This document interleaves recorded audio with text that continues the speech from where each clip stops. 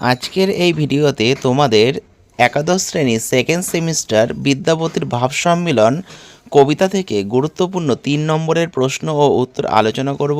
এর আগের ভিডিওতে তোমাদের 2 নম্বরের প্রশ্ন ও উত্তর আলোচনা করা হয়েছে, তো যারা ভিডিওটা দেখোনি তোমরা চ্যানেলে গিয়ে দেখে নিতে পারো।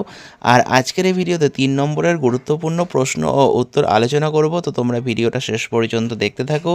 আর যারা চ্যানেলে নতুন আছো চ্যানেলটা সাবস্ক্রাইব করে রেখে এরকমই ভিডিও পাওয়ার জন্য। তো দেখো প্রথম প্রশ্ন কি রয়েছে, কি কহবরে সখী আনন্দে ওর, বক্তার এমন আনন্দের কারণ কি? পরবর্তী প্রশ্ন, পাপ সুধাকর যত দুঃখ দিল, সুধাকর কিভাবে শ্রী রাধিকাকে দুঃখ দিয়েছিল? পরবর্তী প্রশ্ন, পাপ সুধাকর যত দুঃখ দিল, পিয়ামুখ দর্শনে তত সুখ ভেল, অংশটির তাৎপর্য ব্যাখ্যা করো।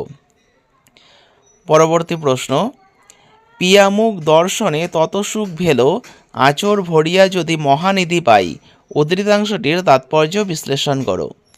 পরবর্তী প্রশ্ন, শীতের অর্ণি পিয়া গিরিশির বা বরিশার ছত্র পিয়া দরিয়ার না, অংশটির তাৎপর্য বিশ্লেষণ করো। পরবর্তী প্রশ্ন, ভনয়ে বিদ্যাপতি শুনো বড় নারী, সুজনক দুঃখ দিবস দুই চারি, কথাগুলির তাৎপর্য বিশ্লেষণ করো। পরবর্তী প্রশ্ন, বিদ্যাপতি বাংলাদেশের অধিবাসী না হয়েও কিভাবে বাঙালির নিজস্ব কবি হয়ে উঠলেন তা আলোচনা করো। পরবর্তী প্রশ্ন, ব্রজবলি ভাষা সম্পর্কে যা যেন লেখো। 9 নম্বর, কি কহিবরে সখী আনন্দ ওর, কে কাকে একথা বলেছে, বক্তার আনন্দের কারণ নিজের ভাষায় লেখো। 10 নম্বর, তব হাম পিয়া দূর দেশে না পাঠাই, কে কাকে কেন দূর দেশে পাঠাতে চায়নি আলোচনা করো। পরবর্তী প্রশ্ন, শীতের অর্ণি পিয়া গিরিশের বা বরিশার ছত্র পিয়া দরিয়ার না, বক্তা কে কার সম্পর্কে কথা বলেছেন, এখানে রাধার কোন মনোভাব প্রকাশ পেয়েছে তা আলোচনা করো।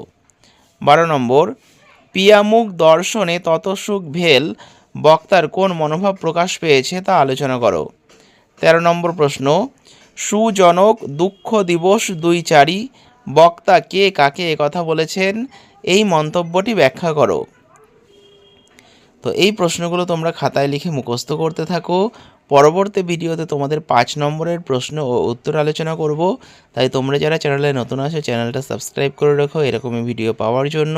পারলে ভিডিওটা বন্ধুদের সঙ্গে শেয়ার করে দিও। তো ভিডিওটা শেষ পর্যন্ত দেখার জন্য তোমাদের অসংখ্য ধন্যবাদ।